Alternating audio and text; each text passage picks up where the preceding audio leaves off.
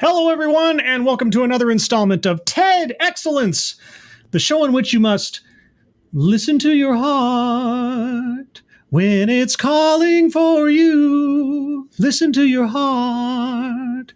There's nothing else you can do. I don't know where I'm going, and I don't know.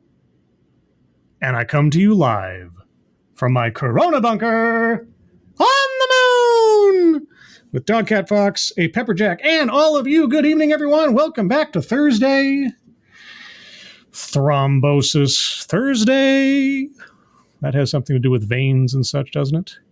Yes, we return once again to the wonderful world of off-brand TED Talks for enjoyment and entertainment. I call it enjainment.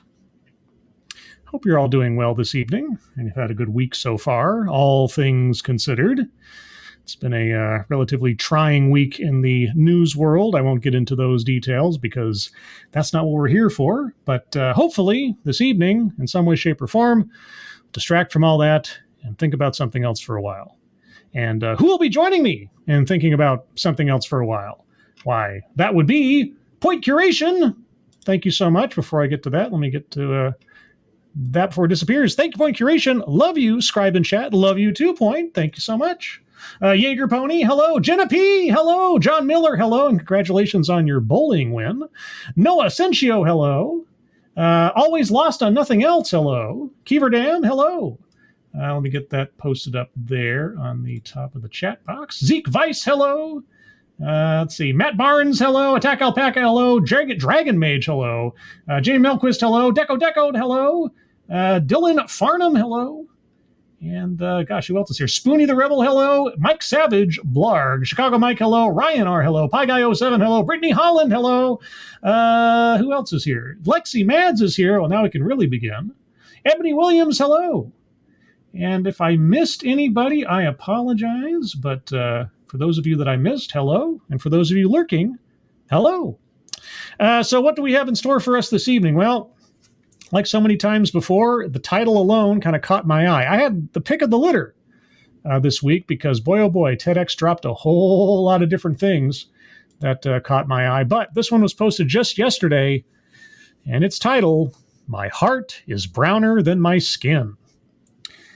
Now, I'm really hoping that this isn't a story of, I don't know, some kind of heart disease thing or heart cancer. Is there such a thing as heart cancer? I hope there isn't. I bet there is, though, because that's how life works sometimes.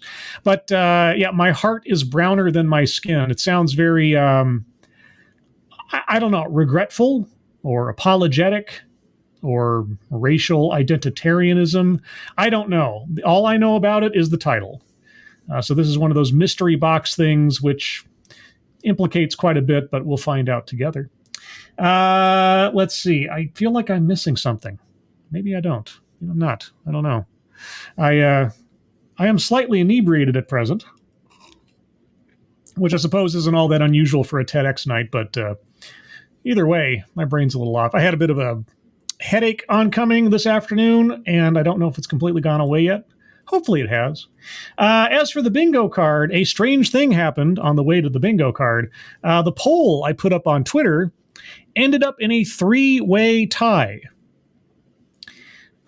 So yeah, 15 people voted, 5 for each option. I don't believe that's ever happened before. So what I did, and you'll have to take my word on this, I looked up an online 3-sided die roll, which sounds a lot less complicated than it actually is. And it came up with 2. And 2 equates to B, so the bingo card is bingo card B. And you can find the links to the bingo cards in the description below this video. So get your bingo cards ready. This one clocks in at just over 17 minutes. 17 minutes to find out why or to what end my heart is browner than my skin. I'll start off with a few seconds for a sound test, and then you guys can tell me if you can hear it. Oh, and by the way, before I forget, also at the top of the chat box, if you'd be so kind as to take a look at the GoFundMe's pinned there for our friend Shady Grin, Angry Illinoisian, and his kitten. Their friends and loved ones could certainly use your help if you have a couple of bucks to spare. But with all that being said, also, Zizi Adewari, hello. Ken Elliott, hello. And did I miss anybody else? Nathaniel Taylor and Smudge, hello, hello. All right. Oh, and Bridget. Don't want to miss out on Bridget. All right, guys. So here we go with My Heart is Browner Than My Skin. Almost sounds like an old song title. All righty. All righty then. You guys hear that kind of... Oh, by the way, I was very on the edge of whether or not to do this one just based on the sound quality alone. It was just better than somebody putting a webcam at the back of an auditorium kind of thing. I think I cleaned up the sound effectively enough that it should be fine, but just as a warning, it's a little not as crisp as some of the previous TEDx's. Let's see. Kind of echoey, says Keyword M, yeah. So, okay. Well, let's give it a shot. See what we see. Alrighty then. So as we start our time together today, yes, I'd like you all to sit back and imagine if these were your experiences. Sit back and imagine if these are my experiences. Okay. Well, I can imagine quite a bit. I have the blood of the oppressed and the oppressor running through my veins. Boy, that must be a rough time when you go to get a blood test. Man, you know, the guy looks at the results and goes like, I can't tell whether you're a victim or a villain. How do you handle just, I don't know, circulating blood? So what does that make me? I don't know. An anti-hero? They question me every day what my racial makeup is. It is so exhausting. Who's they? How many of they are there? What's your racial makeup? I mean, I guess it depends on what country you live in or what society or culture you're growing up in. I guess that could be a question depending on where you're at. But by all means, elaborate. How can I feel a sense of belonging when my own people don't even recognize me? Your own people. Oh, boy. All right. I'm going to go to the bingo card a little early because why not? I think we already have a couple of squares covered. Okay, let's start off. Bingo card B, everybody. Remember, bingo card B. Anecdote that probably never happened. They ask me every day for my racial identity. I press X to doubt. Anecdote that probably never happened. Self-vilification or wretchedness. Not yet. And I'll get to the square that makes more sense in a second. Systemic institutional, not yet. Weightless example, no. Word salad. I am the oppressor and the oppressed at the same time. Yeah, I'm going to circle that one. Leaves out vital context. We'll wait. Collectivizes his own demographic. My own people. Yeah, okay. Whatever that means, she obviously believes it. White supremacy, I'd be surprised, but not yet. A list, not yet. Privilege, no. Sales pitch for product or service, no. Plays victim, already. I am both the oppressed and the oppressor, and so I'm also going to circle free space, because why not? Attempt to coin new buzzword, buzz phrase, not yet. Wage gap, no. Patriarchy, no. Feminism, no.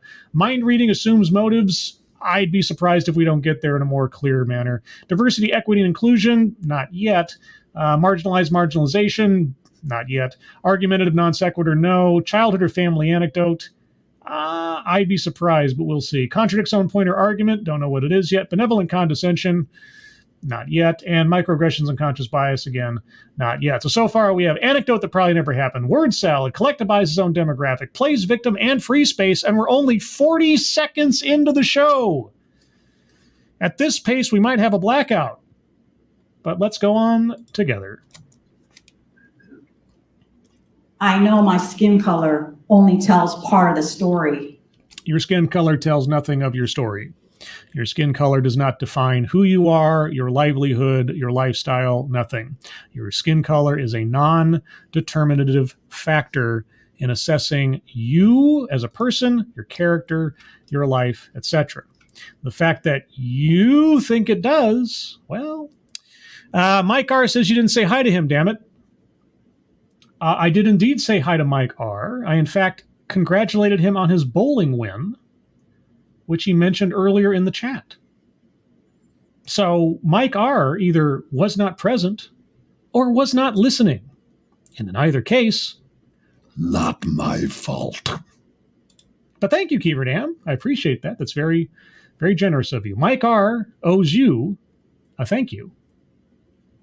So, no, LOL. Okay. Am I off base? Did Mike R. not say earlier in the chat that he won a bowling tournament or something? Oh, that's John Miller. Oh no, I'm the stupid. I'm the stupid. I'm the stupid. Okay, this isn't for the show. This isn't for the presentation. This is directed at myself. What? What is that? What the fuck is that? I got confused. I blame the booze. So first off, John Miller, congratulations on the bowling win. Mike R., I'm pretty sure I said hello, but if I did, I think I mistakenly said hello with a bowling win attached. Either way, hello, Mike R., and I am ashamed. I hope you feel better now. Okay. It doesn't reflect all of my identities or my loyalties. You're right. Your skin color does not reflect anything about who you are or your life. You are correct. If you believe it does, or that it should, there's a word for that kind of thinking. How do I handle that? I don't know. Now, Yes. what emotions are evoked in you? What? Just because of what you just said? Bewilderment, amusement. I don't know. Those are the two that come to mind, I suppose. Looking upon a grown adult who is both assessing and reducing herself down on the basis of something that is so decidedly inconsequential to the overall makeup of who she is. Of course, unless, again, she values skin color, which sounds like a personal problem. At different parts of my life, these were my experiences. What? Experiences as a mixed race woman. Okay. A woman navigating her place in this world, trying to find a sense of belonging and acceptance. Okay. And as a result, this experience is exactly why I fully dedicated my life to serving the mixed race population as a therapist of over 20 years. Okay, so without even knowing it, I have entered into the mental health arena for mixed race people. Okay. I've learned so much from my clients over the years. That sense of belonging I spoke about sometimes happens within their own family, the lack of it, because they're not seen. The feeling that they can't talk to their family members about their experience. What experience? That sense of belonging trickled out and around throughout all of the conversations as a therapist I've had, and they've taught me so much about themselves and about myself. Right. Okay. Well, truth be told, I guess I'm not a mixed race individual. So I couldn't say what the experience is like trying to navigate that. Though I would hope, and maybe this is just the idealistic part of myself, I would hope that within one's own family, there wouldn't be much to have to navigate because you're a part of the family. But then I suppose if your family is colorist or racist or something, then that is a problem in and of itself. So, okay. Okay, well, you tell me, and hopefully she will. Who is victimizing you? And how are you fighting back against that kind of thinking? Because I would hope that if people are treating you within your own family even differently because of how you look, then you would, I would hope, push back against that kind of thinking by coming to the conclusion that what you look like is effectively irrelevant. Right? We know that about 80 to 90% of therapists come into this work because of their own experiences. Yeah, most of them are most of them become therapists because they themselves want therapy and affirmation of some kind from their own patients. Maybe it's unavoidable in some cases, but a lot of therapists are made up of a lot of people that probably need therapy. And I'm so grateful for all that I've learned from them and continue to learn. Okay. In the struggles of trying to find a sense of belonging, one's mental health can decline. Yeah, especially if you define yourself by things that say nothing about you. So let's talk about what mental health is. Okay. Mental health is your emotional, psychological, and social well-being. That is a very decent and concise definition. Thank you. Your mental health dictates how you act, feel, and behave. I suppose that could be said, yes. Your mental health dictates how you make choices on a daily basis, how you interact in your relationships, and how you cope with your day-to-day stressors. I agree. In general sense, yes. As one might imagine, the mixed race person not having the skills to understand who they are, how to talk about it, the language. Wait. The mixed race person is inherently deficient in the realm of mental health. Okay, I'm going to back up because I really don't want to think that was what was just implied there, because that's what it sounded like she was saying. The mixed race person. Hold on, I gotta back up a few more seconds. Sorry. Act in your relationships and how you cope with your day-to-day stressors. As one might imagine, the mixed race person not having the skills to understand who they are, how to talk about it, the language, not having a community that reflects their experiences can leave someone's mental health quite challenged. Mixed race people inherently lack the skills to...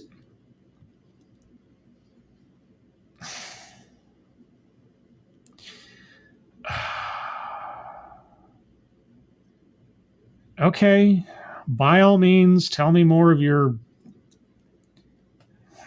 racial hygiene theory. What I've learned from Maria P.P. Root, clinical psychologist and researcher. I swear I've heard that name before because it sounds like a silly name. P.P. Root. Just saying that makes me think that I've heard that name in one of these presentations before. She wrote up this thing called the Bill of Rights for mixed race people. Yeah, let's set up different laws.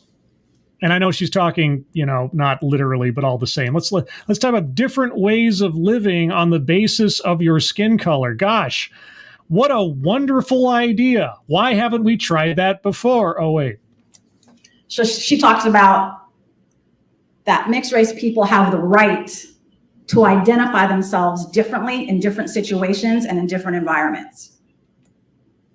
I know I'm going to hate asking this question, and I'm pretty sure I won't get an answer to it, but what do you mean? That mixed race people have the right to identify themselves differently from what a stranger might identify them as. But what? I'm getting ready to hit the button for the presentation and not for me screwing up people's names in chat now. And so as a teenager, I wished that I knew about this Bill of Rights, much less claim my right to be who I was. No one was...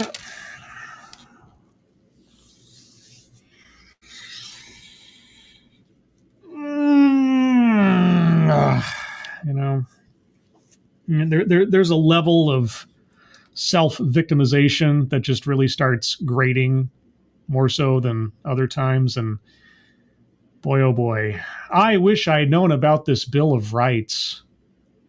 Okay. To say who I was and stand up proud. Yeah, because you had no ability to do that on your own previously until somebody else gave you permission through some psychological boo-hoo weepy pity party text. All of a sudden, oh, now I feel like I have the... Your esteem has an operative word in there. You know what it is? It's called self.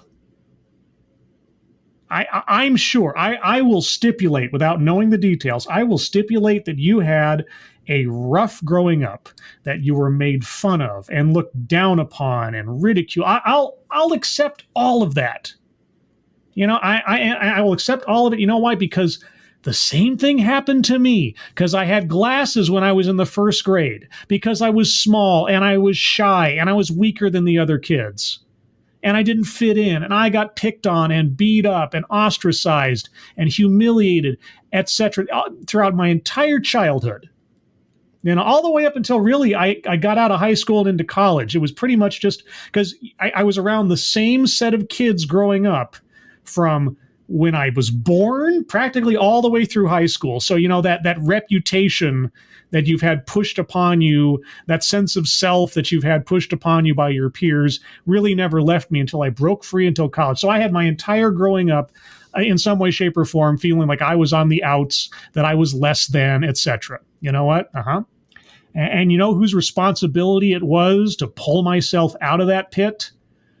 Mine. Nobody made you feel the way about yourself that you didn't decide to allow yourself to feel. You know, and we all have to overcome that at some point in life. We all have to find within ourselves the strength and the sense of purpose to move beyond what we fear other people think of us and find ourselves on our own. It is someone who has a lot more problems than they have solutions, who is a grown adult and still wallows in it. Instead, it left me feeling torn, shook. Yeah. Where's my community? Where's my people? I didn't know how to express myself fully.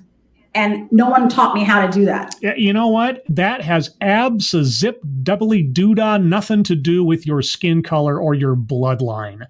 That is life. That is growing up. Everybody has a different version of it, but you are not unique, and you are not, and that experience is not defined by the shade of your skin. And if you are perpetuating that notion, that mindset into other people, if you're telling other people that what their problem is their skin color, holy cats, how much do you charge for your therapy sessions again? Thank you, Point Curation, sharing something in chat that helped me recently. Oh, okay. Point Curation has shared a YouTube link. I cannot look at it now. But there you go. I will highlight it for those of you that might want to take a look. So there you go. If you want to give a summary point, I will try to highlight that as well. Okay. Anyway, so yeah, you had a rough childhood of being made fun of and diminished and everything else, and you're so unique, and you're the only one that's ever happened to. But you've decided to attribute it to your skin color. Maybe other people, founded their criticism of you on the basis of your skin color. And what's the best way to fight back against that kind of thinking? You tell me. And so looking back, I knew there was one thing that I knew that helped me cope. Okay. I didn't know it then. Okay. I look back at it now. Yes. It was my sport. Your sport? No. I did a TEDx on sports a couple of weeks back. Okay, what's your sport? My sport was soccer. Football, you mean? Oh, sorry. Soccer loved me, and I love soccer back. Sounds good. All right. So you found a buildup of self-esteem and self-confidence through athleticism. That's good to hear. Why do I think that did not cure you of your racial sensitivities? It was a mutual relationship. No, it wasn't. I knew who I was when I was on the field. My uniform told me where my loyalties and identities lie. Nationalism. My position on the field told me my role and my relationality to my teammates. Your relationality. Is that like symbology? Now, thank you, Jaeger Pony. The newest member of the Wiggles is really depressing. This show really went down. Oh, man. Okay. Thank you, Jaeger Pony.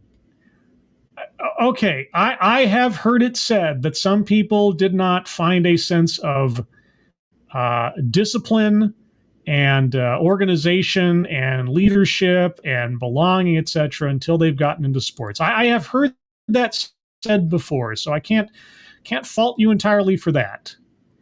But that's not what we're talking about here, fundamentally, is it? It was never questioned. Really? Until one day. It was never questioned until one day. Okay, so that whole never word doesn't really apply to... I got injured. Uh-huh. And all of that went away. Uh-huh. My ability to cope with what I didn't know then was my mental health was gone. Uh-huh. Again, I felt without coping, how am I supposed to survive? How am I supposed to live the life I want? How am I supposed to learn to love myself and teach others to love me back? How?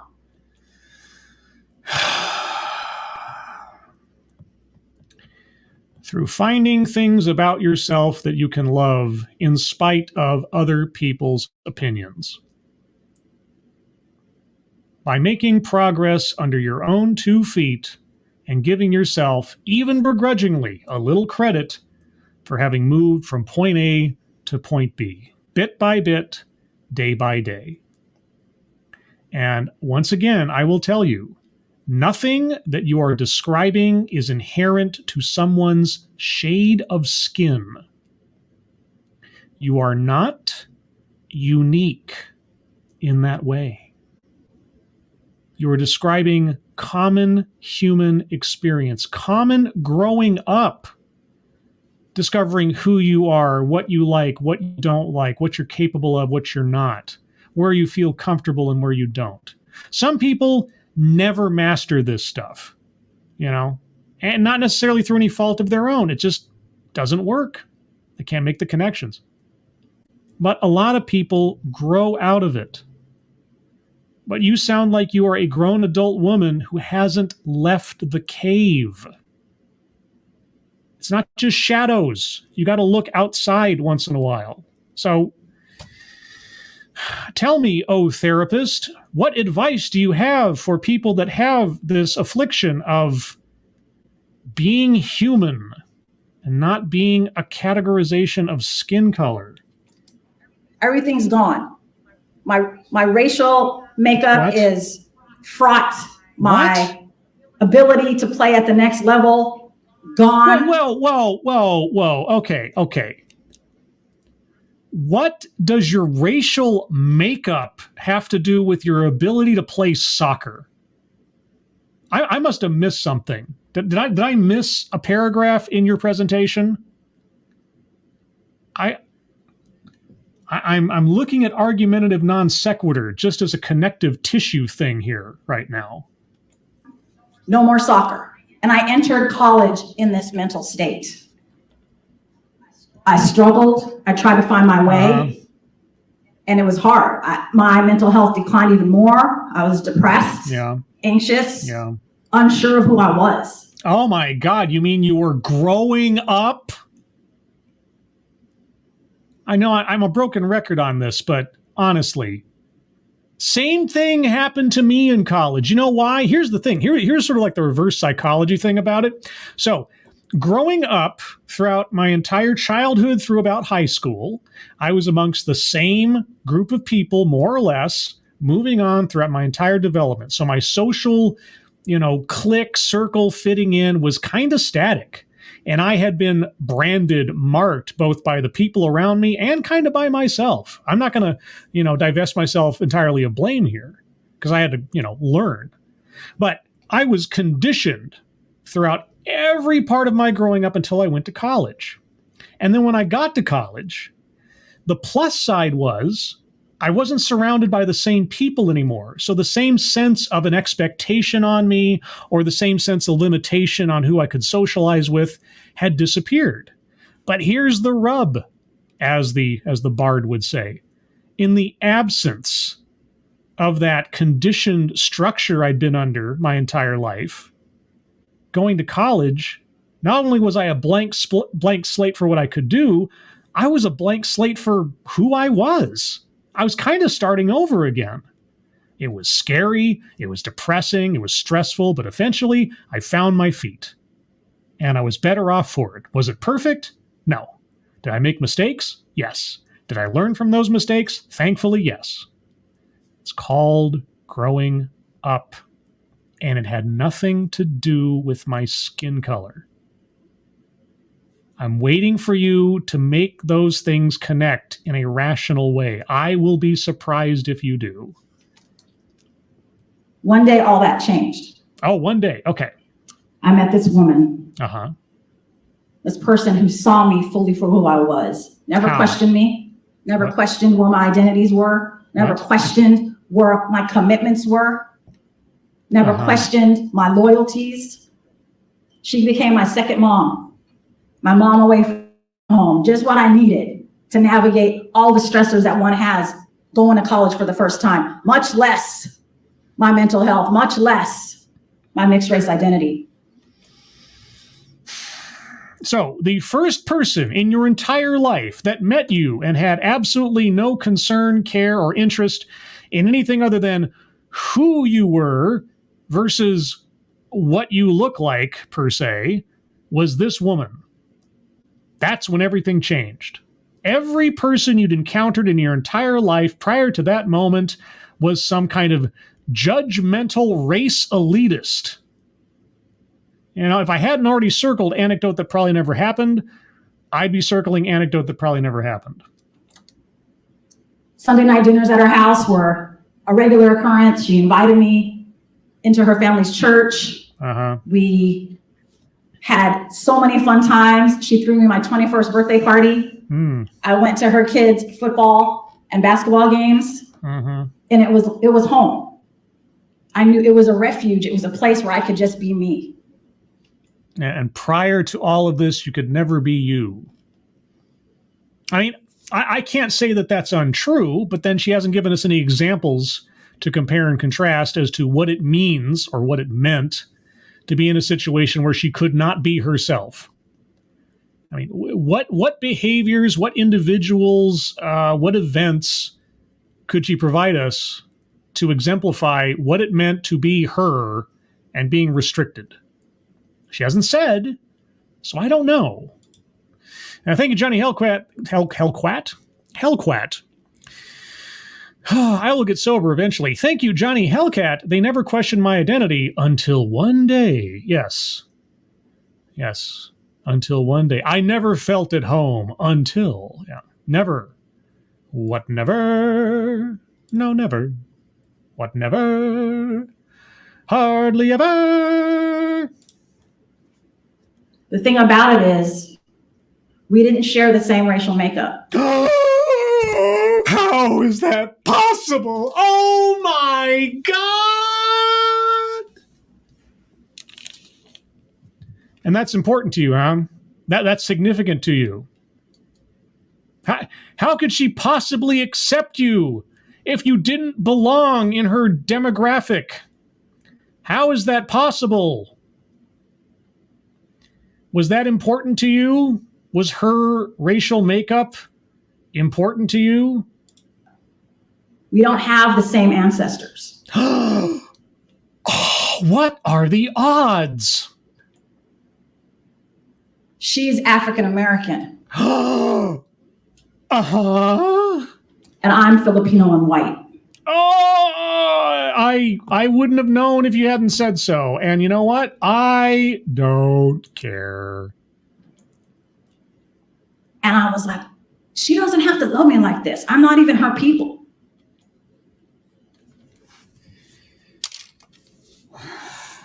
And you realized at some point that this sort of racial tribalistic notion that you've been carrying your entire life was bupkis, right? This is the point at which you realized how nonsensical it is to value people on the basis of their skin color, right? She doesn't have to show me this courtesy, this love, her home, share her children with me. She didn't have to do that. I got news for you. Nobody has to do that for you.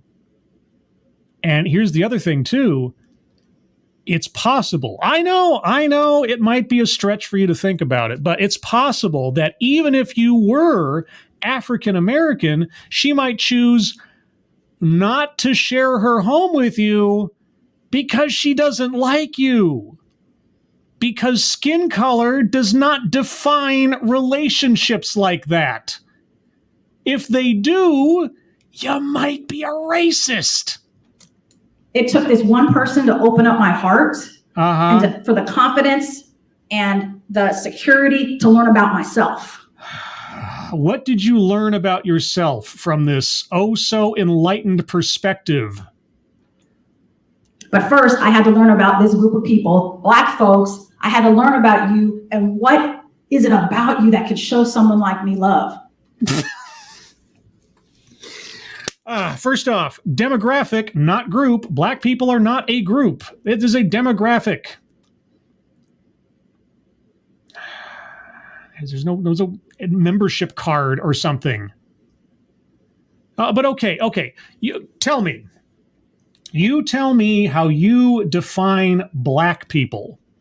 You tell me what you know about a person when you see them and they are Black. Did I deserve it?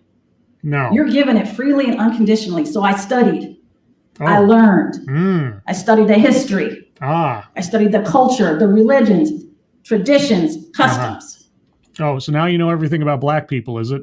Okay, so any Black person you encounter on the street, you already know how they behave, what they think, what they believe. Is that it? Thank you again, Johnny Hellcat. And with this, her inner Hitler melted away. Yeah. I think it's only starting. I got a feeling it's only just begun. It's only just begun. And my heart was becoming browner than my skin. There it is. She said it. She said it. She said it.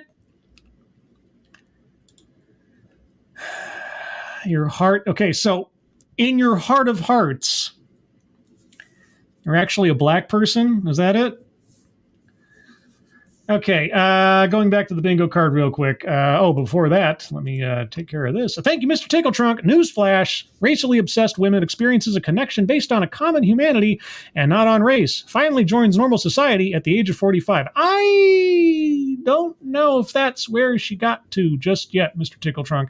I think she was right on the cusp of making a revelation, but she decided to take that revelation and twist it into the same way of thinking, but branding it as something more developed. I guess we'll see. Okay, self-vilification or wretchedness. Has she self-vilified yet? Now, I mean, she's played the victim. Has she indicated that she is inherently... Well, I guess there was the whole, we don't have the skills. Yeah, you know what? No, I'm going to circle it. No, that makes sense. Self-vilification or wretchedness. I'm circling that one. And thank you, John Miller. You sure she is not the drunk one? I don't know. Is she a wine mom? Could be. Thank you again, Miss Jiggletrunk. Okay, age 50, maybe. Yeah, well, there's always time to learn and grow, isn't there? I think I learned that from Sesame Street or Mr. Rogers or something. Systemic institutional, not specifically yet. Weightless example. I'm leaning towards soccer, but I'm going to wait a second. Leaves out vital context. Not describing in any particular way what it is that she had to bear the burden of in her at least her familial discrimination. Right? She never get.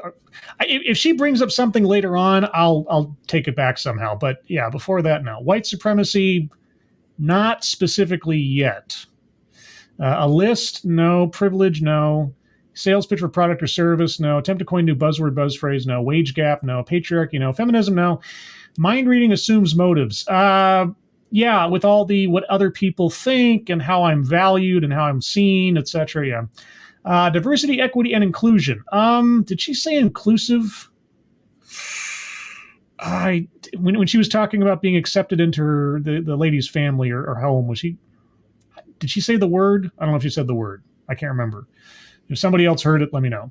Marginalization, not yet, though we might get there in aggregate. Argumentative non sequitur. Let's see. Okay, so is the soccer thing a weightless example or an argumentative non sequitur? I guess it depends if she brings up soccer again later on, but that could be either one. I don't want to double dip if I don't have to, but it could be either one. Childhood or family anecdote. She talked about high school. Did she mention her family?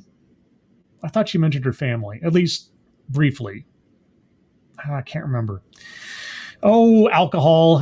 Contradicts own point or argument. Kind of, sort of. I'm going to wait on that one. Benevolent condescension. If we haven't gotten there already, we will by the end of it. Microaggressions, unconscious bias. Yeah. Let's see. Dylan Farnham says, she said the word away. Did she say inclusive? I can't remember. Is that, are you affirming that? Let me know. She spoke, she did speak of her family. Okay, I'm going to circle childhood to family anecdote because she did mention her family. Soccer. Yeah, I'm going to say argumentative non sequitur because that had absolutely nothing with race. It had nothing to do with race. Athletic ability is not a racial element. So I'm gonna circle that one.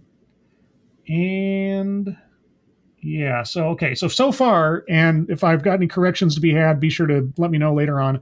I've got anecdote that probably never happened, self-vilification or wretchedness, word salad, leaves out vital context, collectivizes own demographic, plays victim, free space, mind reading assumes motives, argumentative non sequitur, and childhood or family anecdote.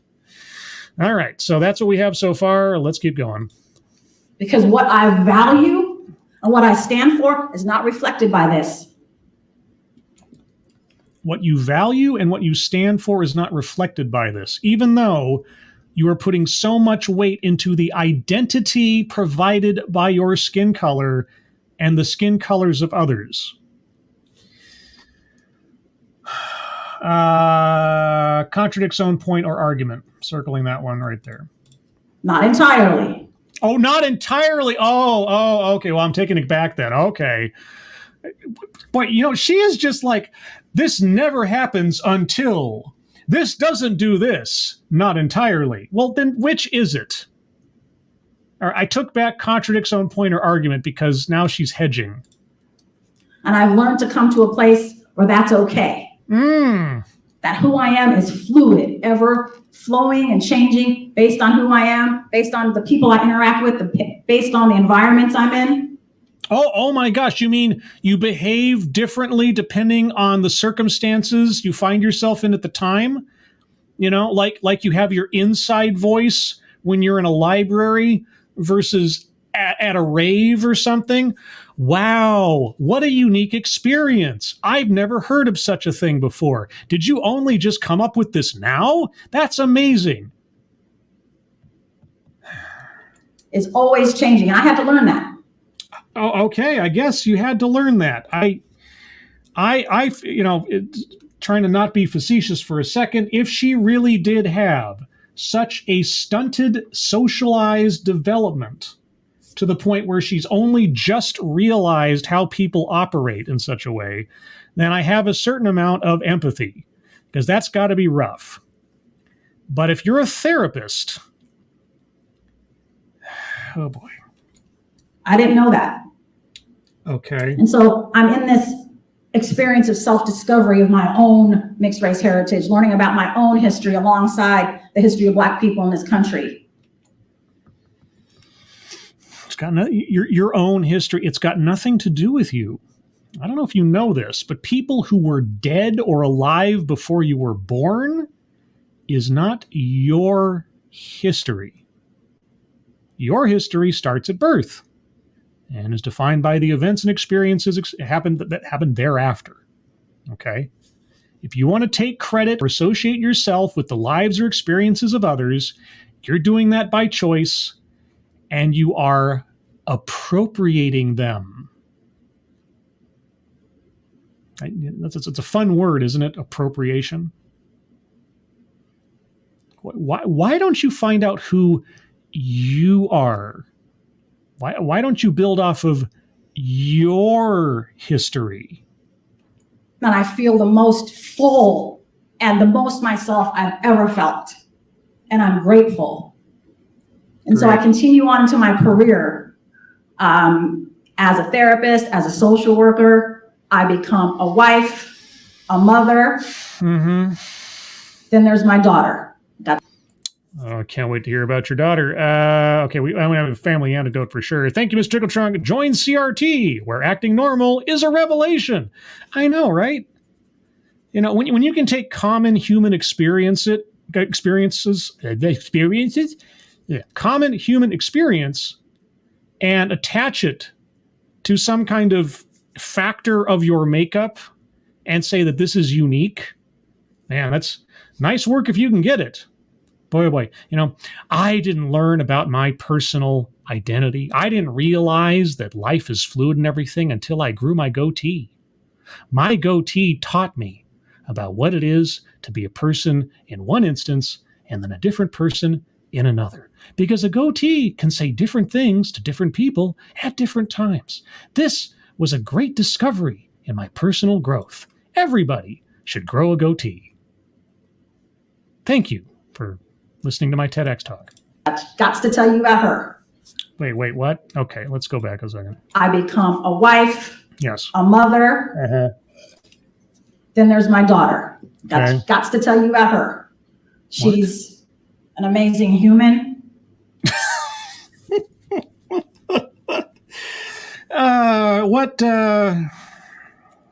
What qualifies someone to be an amazing human? Just like being one? Okay. She's an amazing big sister. Okay. Still says nothing about who she is, but that seems to be your shtick. And she's a high-performing softball player.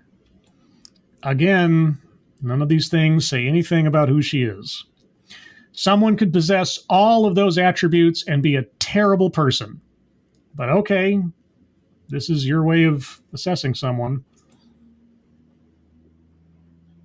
She struggled at one point in her career, or she still does, because we're all flowing in and out of what we struggle with and don't struggle with perfectionism, lack of belief. Okay. She wasn't able to learn how to let go of her mistakes on the field. It stuck with her and then impacted her ability to have fun and perform the way I know she could. Gosh, I can't imagine where she might have picked up that sense of exacting self-criticism. Huh. Oh, well. As a mom, my heart broke. Which heart? Your heart? or you're browner than your skin heart. But as a therapist, I was like, hold up, I think I know how to help her. Like, I know how to use cognitive behavioral techniques with my clients now for over 20 years. I think maybe I can help her. Yeah. The best thing to do when it comes to your children is to treat them like a client. Yeah, that's a healthy perspective to have. Hey, I'm not going to act as a mom here. I'm going to be a therapist. Yeah, good gravy. So I taught her some skills around imagery, breath work, positive self-statements, and always telling her, girl, you are more than what you do on the field. Oh, wow. Okay. Well, I mean, that's not bad advice. It'd be nice if it was coming from mom and not Dr. Mom. Thank you, Chicago Mike, new Marvel character, amazing human. You're an amazing human. The amazing human. Just as long as your heart's beating and there's some neurons going off, you're pretty much set, aren't you? Yeah. Thank you, Chicago Mike. You are more than how you perform today. Go out there and have fun and rock it. Hey, all joking aside, that is not bad advice. Don't take such things too seriously. All right. Accept mistakes, learn from them, have fun while you're doing it as best you can. Not bad advice. Thanks, Doc. Okay, Mom. Sure. But as I saw her progress, it was very rewarding, and inadvertently, she was helping me get back in touch with the athletic identity I had. Oh, God. And the athletic identity I lost. That was your takeaway.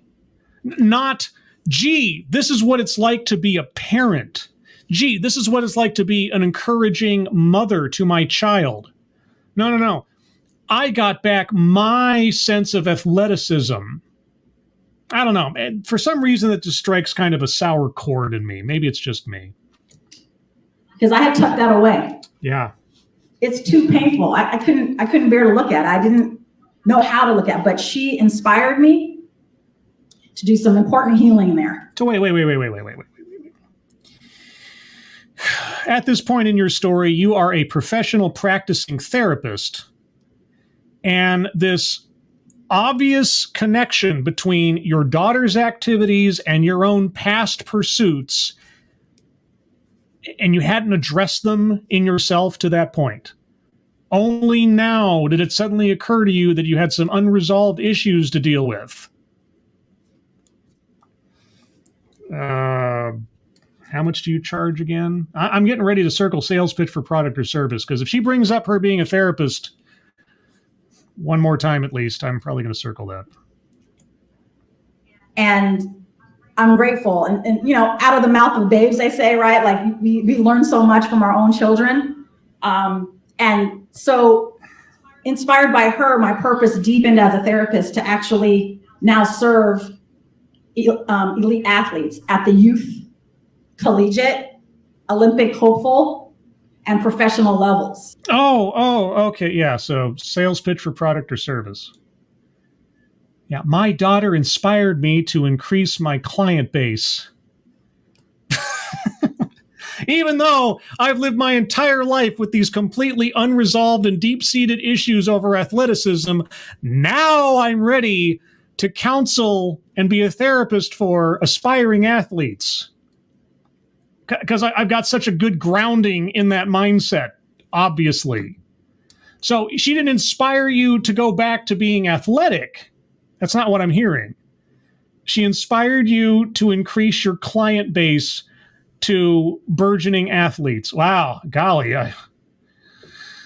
Man, how do you do it? Oh, I got to hit the right button. Yeah. I'm so proud to be a part of the Oakland Roots family, serving the guys there. What? It's awesome. I learned so much about them all the time. Oh, what color is their skin? Can you relate to them correctly? Do you already know what skills they either do or do not possess on the basis of that? I mean, I just want to, have a better idea of how you assess your clients before you actually talk to them. And they teach me about myself. Which is the important thing, of course. So now I'm a therapist I learned the sport performance aspect of it. I'm applying that in my work because it's so important for me to see the athlete as a full human. Oh, well, because prior to this, you saw athletes as insects. It was very Kafka-esque. Yeah, I see a basketball player, and boy, man, is that a praying mantis? I mean, it's a stick bug.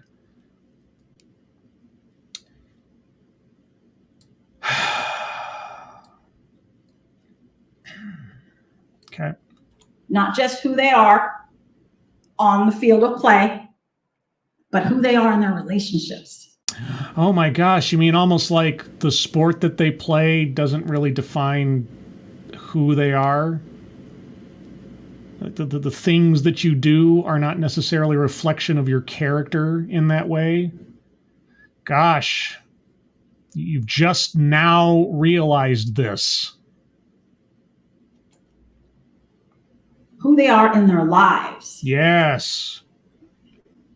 And that's so important. What I've learned from working with my elite athletes up to now, the pivot I made a few years ago, inspired by my daughter.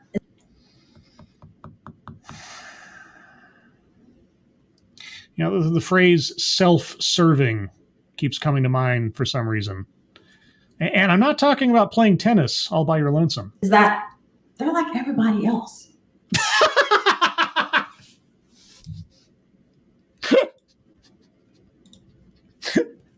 In my adult years, I suddenly realized that athletes are fully human and just like everybody else. What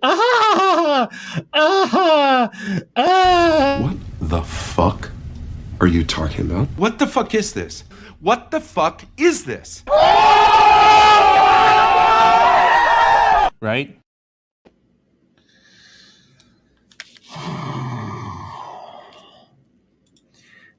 This may be a stealth advertisement for her product and or service, but it is a poor advertisement for her product and or service.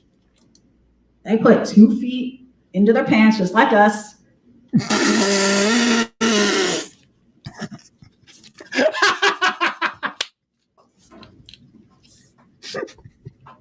They put 2 feet into their pants, do they? Oh, man. Do you mean to say they put their pants on one leg at a time? I'm just saying. They get up every morning. Yeah. To do their job, just like us. What? So, wait, prior to this, you thought athletes were a separate species or something? What is the point of your presentation? What? The title is "My Heart is Browner Than My Skin Color," and now you've veered off a cliff into, oh my God, people who play sports are human as well. What? There's a high level of scrutiny that oftentimes they feel overseen and overjudged by the public, by the fans. I hate to tell you this. You bought it, and it's yours. If you want to become an athlete, you're going to come under scrutiny because you got to make the points, you got to make the plays, you got the fans, you got the audience. It's just kind of part and parcel. If you can't handle that kind of exposure, I might recommend not going into athletics like that. But okay. And underseen for who they are as humans. If I'm going to a sporting event, unless I'm some kind of rabid fan, I couldn't care less about the personal lives of each and every player. They are a player on the team. That is their function. Are they scoring? Are they not? Now, admittedly, I'm not some kind of big sports fan in general, right? I don't analyze the minutia of the lives of sports figures unless or until they end up in some kind of scandal or something. That's usually the case. Same goes for celebrities. Until they go on trial for defamation or something, I usually have no idea of their personal lives and really don't care. But that's what you have to accept. That's what self-confidence is all about, where you do not need the affirmation of others. and you're not fueled by it, and you don't feel yourself weighted down by it. Right? Now, that's not to say you shouldn't take criticism if it's constructive, or you shouldn't test yourself or double check occasionally. But yeah, okay, you get into an athletic competition, you've got pressure from your coach, from your teammates, from the audience. Yes, these things exist. Sometimes they're unavoidable. The same goes in every aspect of life. If I'm working in a sales division at a company, the same pressures fall upon me. And there's no athletics required. Do you think that this is somehow all unique to sports stars? What? I'm confused. I'm very confused now. What does it mean to be them? I don't know. What does it mean to be them? You had this grand revelation when you watched your daughter play. Don't you have some kind of understanding of that already? Especially from your own experience? Can you not relate? Can you not empathize? And what the heck does this have to do with your presentation's title? And so it's so important that the experience I'm connecting with as being a mixed race woman who is of Filipino, Caucasian descent, and has a deep, deep heart place for Black folks, Black people, the African-American community. They continue to flow love into me. Especially the Sisterhood of Delta Sigma Theta, Sorority Incorporated, which I am a member of, and sisters are here with me today, loving me up. What are you talking about? What does any of that have to do with counseling athletes? What? Somewhere in here, there is a weightless example, and I am just going to circle weightless example. And I love you back. Great. It's important that I know that I don't have to hide parts of me, that I can claim my chosen family, my chosen people, and they love me back. Your chosen people. Oh, so it's a choice. I thought before that you were determined by your skin color and bloodline to be within your people. I must have missed a step somewhere in here where you had any personal autonomy outside of the stamp of definition of your melanin count. I'm learning and have learned to be able to love myself fully. Really? It doesn't sound like it. I got to say, I'm not much of a therapist, but I do own a couch. It doesn't sound like you've fully embraced yourself as a person when you're still assessing yourself and others on the basis of skin color. All that I am, and not make excuses. Not make excuses. Not make excuses. Mixed race people don't have the skills. Really? Okay. Well, if you say so. And flow any way I want. Yeah. And that's what I want my daughter to know. That's what I want all of the athletes that I get to the opportunity and fortune to be able to work with them. Mm-hmm. And I'm living in my purpose. I get up every day and I'm excited. Do you put 2 feet in your pants every morning? Excited to be in the presence of these wonderful humans. Oh, yeah. Amazing humans. Amazing humans. Not wonderful, amazing. And in that process, I bring everything I've learned about race. What? About mixed race experience, about the immigration experience. My mom's an immigrant from the Philippines. I bring all of my lived experience. Your mother's lived experience is not your lived.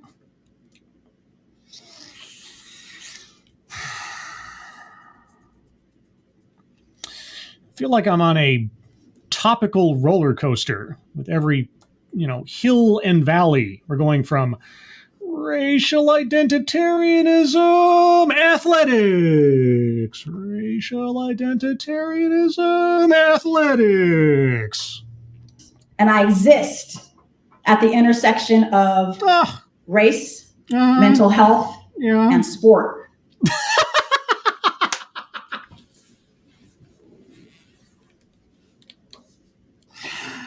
Oh my gosh. You exist at the intersection of race, mental health, and sport. what sport are you playing these days?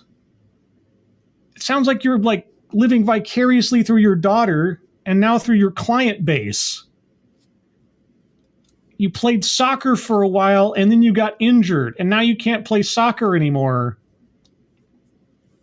But, taking credit or absorbing through osmosis other people's, successes and achievements, and then somehow deciding that you possess some aspect of them or what they went through is now a part of you because you're just kind of in proximity to it. That sounds more like appropriation. I don't know. It just sounds a bit like appropriation.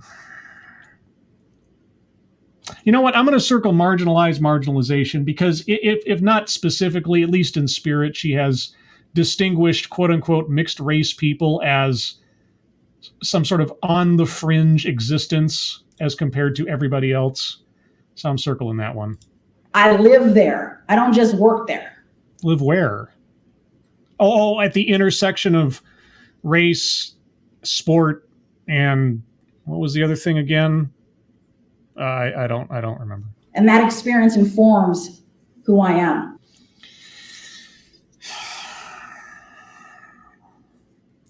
That is a sad statement. If that is what you base your sense of who on, that's a sad statement. And if that is the kind of perspective that you are imparting upon your patients, that's a worrying thought. And I tell this story because I know parts of it everyone here can relate to. Yes, you have described common human experience in growing up and self-discovery. There are many elements of what you have said in your presentation that everybody can relate to. The problem is you are drawing direct lines between those common human experiences to specific racial makeups. As though someone who is race X and experiences these things couldn't possibly have anything to do with race Y, who you say possesses the skills that race X doesn't inherently. Okay. On some level, you or someone you know can relate to being defined by what you do, not knowing who you are. Golly, gee whiz, what a revelation. Could you hedge any more into just absolute commonality? Not being fully seen for who you are. What does it mean to be fully seen for who you are? Right? I mean, what does that mean exactly? I mean, if I don't know who I am entirely, if I'm still figuring that out, as a growing adult, as a semi-self-conscious individual, what does it mean for someone else to see me for who I am? Right? Because I seriously doubt that anyone has seen me wholly for who I am if I'm not 100% sure who I am.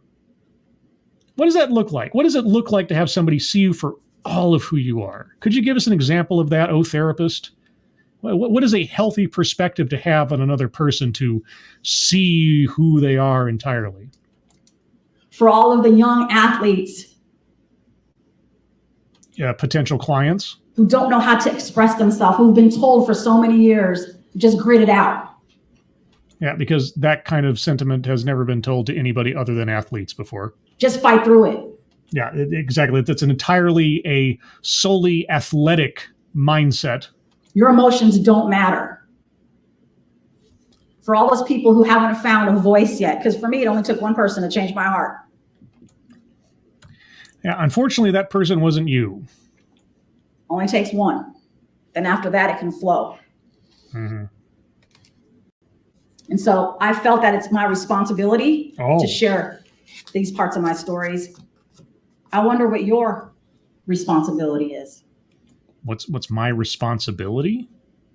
I don't know. What should my responsibility be when I'm sampling experiences and histories from people like Puff Daddy on a new album? I don't know. What is my responsibility when taking credit or building myself up on the bricks of someone else's foundation? You tell me. After you leave this theater, Yeah. what's your responsibility? I don't know. Could it be to have a discussion about mental health with a teammate, a coach? Is someone I know having a mental health crisis? Is someone else's mental health my business inherently? A teammate, a coach? Was this presentation, and I'm asking this, not facetiously, was this presentation specifically for like an athletic club or something? I don't understand. Or a family member? Oh, a family member? Well, I mean, if a family member is having a mental health crisis, then yeah, it might be my responsibility as someone who loves them to intervene, to ask a question. Yeah, it may be. It depends. It's always flowing depending on where I am and who I'm with, right? Or a family member? Could it be that you take those conversations into athlete spaces? Athletes are not a separate species of being. You are talking about human experiences. It's got nothing to do with what I do as a hobby. So, are you so stuck on advertising for your therapy practice that you cannot think or present outside of your specialty? Or again, was this, and here's the one thing that I'll give myself at least, again, a trapdoor out for. If this presentation was part of an event specifically focused on athletics, then I veto all of those associated criticisms on her focus here. Well, not all of them, but at least the ones where she seems to be talking about athletes like they're some special category of individual. Elsewise, I don't understand why you can't just talk to people as people and not keep delineating them on the basis of their skin color or what their hobby is.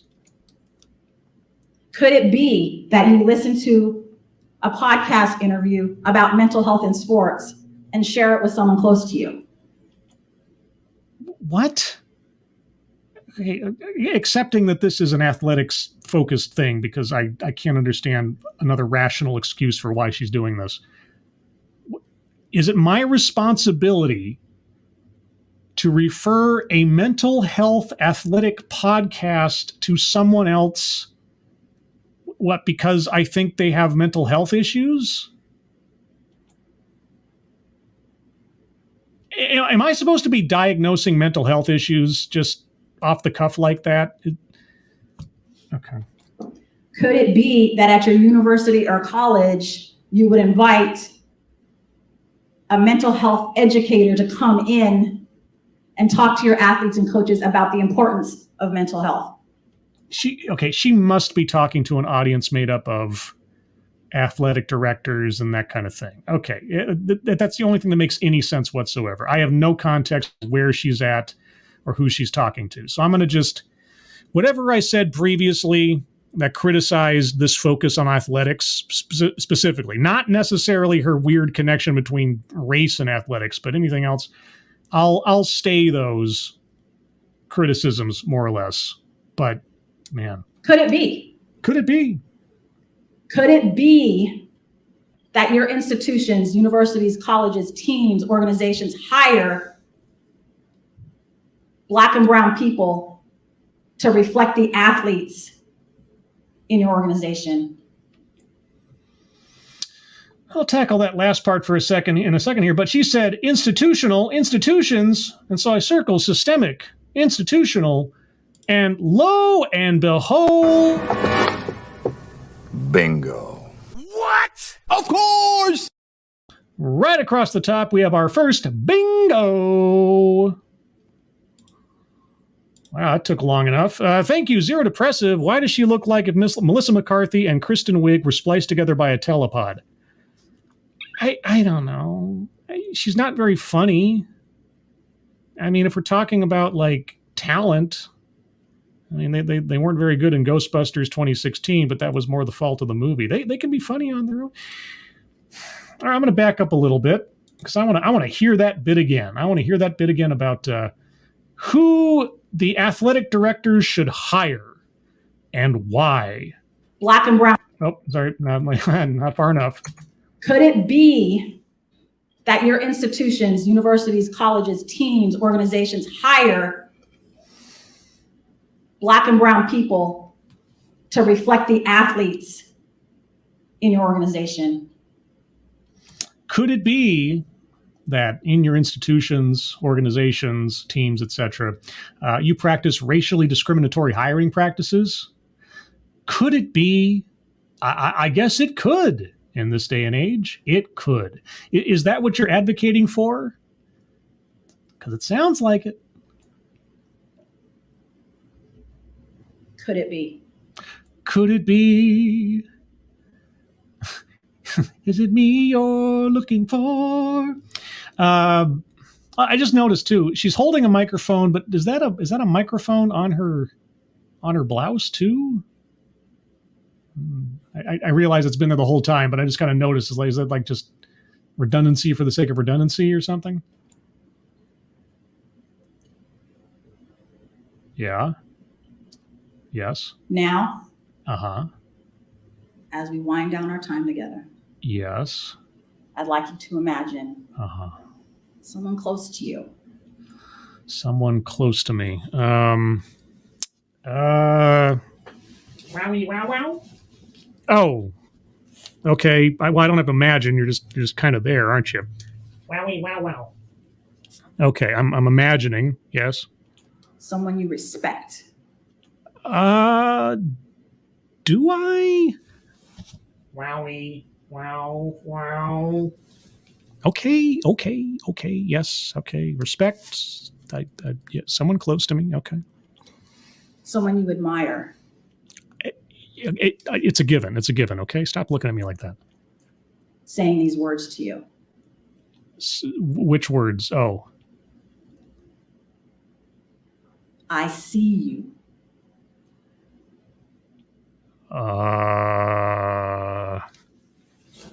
Wowie, wow, wow. That's not a comforting tone of voice. I know you are more than what I see right here in your experience. I know you are more. Teach me who you are. You know, I don't know that I wouldn't be, and dog, cat, fox aside, I don't know that I wouldn't be just generally creeped out if somebody came up to me that enthusiastic, like, teach me who you are. I want to know all about you. Okay, maybe they wouldn't say it like that, but all the same, it's like, it just sounds like an awkward way to get to know somebody. You know, why not just spend time with them? Why not find a shared activity like, I don't know, sports? I respect you. Just out of hand, or have they done something to earn said respect? I mean, beyond just sort of like common respect, you know, as a human, amazing human. You belong. You have the right to own your place in this world. You are enough. Thank you so much. Would it be offensive of me to say that presentation was somewhat schizophrenic? Thank you, Poker Piers. I see you. Teach me who you are. Well, I will tell you, Poker Pierce, I am a harsh taskmaster. But certainly a better one than the Marvel movie. Thank you, Keeverdam, for the happy, smiley, lovely dog cat fox. Oh, dog cat fox. Wowee. Wow. Indeed. A Scottish dog cat fox from Tailed Feature. Good gravy. Okay, well, that was a bang-up presentation. What can I tell you? It was something. Just like saying amazing human being, I am not incorrect in saying that was something. So let's move on to the bingo card. All right, I'll go over this one more time by myself. And if you have any arguments for squares yet to be circled, get them ready and prepared for when I'm done going through it once. Remember, we're on bingo card B if you're joining late. White supremacy.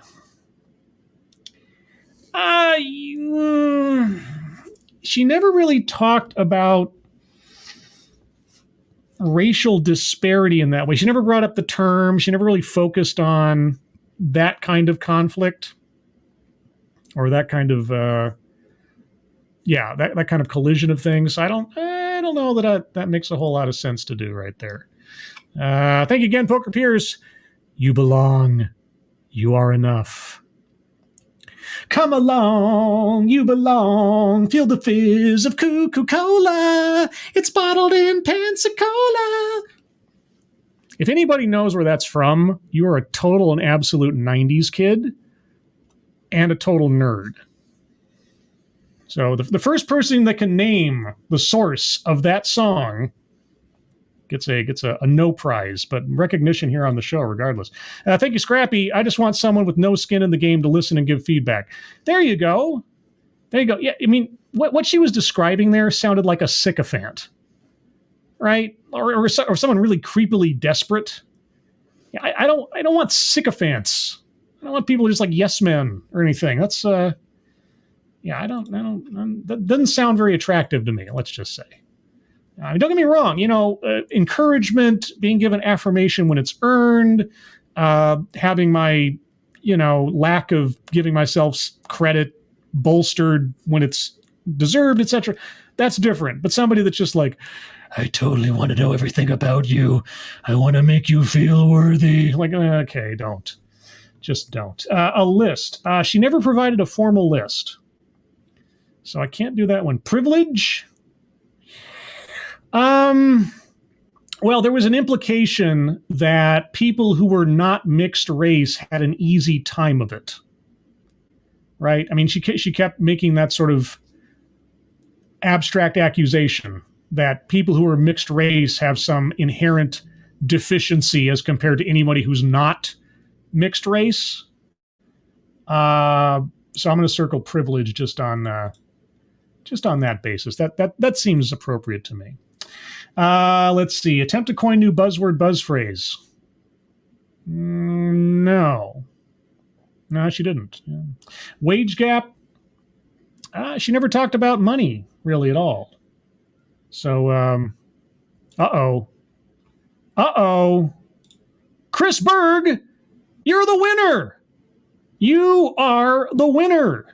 Yes, it was an episode of Rescue Rangers where they were fighting the cola cult. It was this cult of like rats or mice or something in a tree or whatever, and they would douse themselves in the specific flavors of cola. And it was a brand called Cuckoo Cola. And it was like, there was orange, grape, and cherry.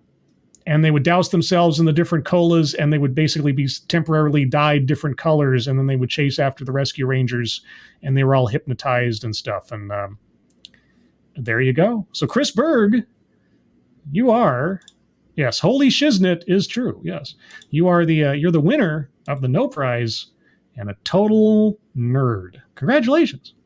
Patriarchy and feminism. She never really, as far as I can tell, she never really dwelled on gender. I mean, she talked about herself and her daughter, but then after that, that really wasn't the focus. It was all about athletics and so on. So, diversity, equity, and inclusion. Well, certainly with her being welcomed into the household of her college mentor or whatever, second mother, and so on. And the other thing she talked about, the mix of races, and so I think I'm comfortable circling that one. Let's see. Contradicts own point or argument. What was her argument? And every time that she seemed to say something definitively, she would then hedge and allow for the possibility that there could be an exception. So I might need an argument on that one because I'm not really sure. It was all kind of all over the place. Benevolent condescension. Yes. Seemingly, and again, I underscore seemingly, categorizing certain common human experiences as something special about athletes and like this nobody else could possibly know, etc. Yeah. And microaggressions, unconscious bias. Well, you see, this is an easy one because at the very beginning, and I probably should have circled this earlier, she talked about how people in her community, she didn't belong here, there, or otherwise, and she was looked down upon and set aside and made to feel not belong and not worthy and et cetera, et cetera, et cetera. So being that is the case, if I can find the right clip here. How about this? I had a dog, and his name was... What? I had a dog, and his name was... Bingo! Of course! Bingo, our second bingo diagonal, down the diagonal. There you go. All right, well, that's me, and that's my arguments for squares to be circled. We have the possibility, if there's some really good arguments, but I'll be surprised, for a couple extra bingos. So the rest of the time is yours, guys. If you have arguments for squares to be circled, please put them in the chat now. Be sure to tag me in that. I can see it more clearly, but I'll scroll up and see if I can catch anything people were saying earlier. My car says, gold star for your forehead, Chris Berg. Yes. Yes, Chris Berg.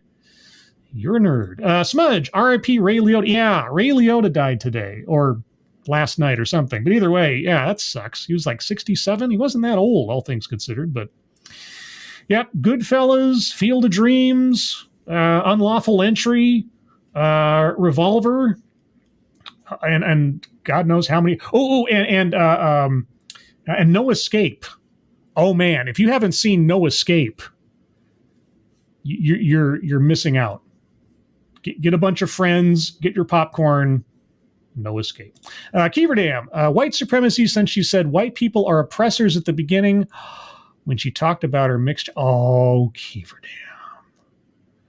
Oh, good cat. You're absolutely right. I can't believe I missed that. There you go. I'll give it to you. That's a good one. All right, guys, we're even closer now. Closer now to maybe a bingo or two. I'm gonna need some really good arguments, though, if you're going for a square that's the last one before a bingo, because the hill gets steeper as we get closer to a bingo. Let's see. Pygo 7. Tommy Vercetti in Vice City. R.I.P. Ray. Yes, R.I.P. Ray Liotta. Great actor, and everything that I've heard about him, at least peripherally, is great. Hopefully we don't find out there's some kind of crazy skeletons in his closet.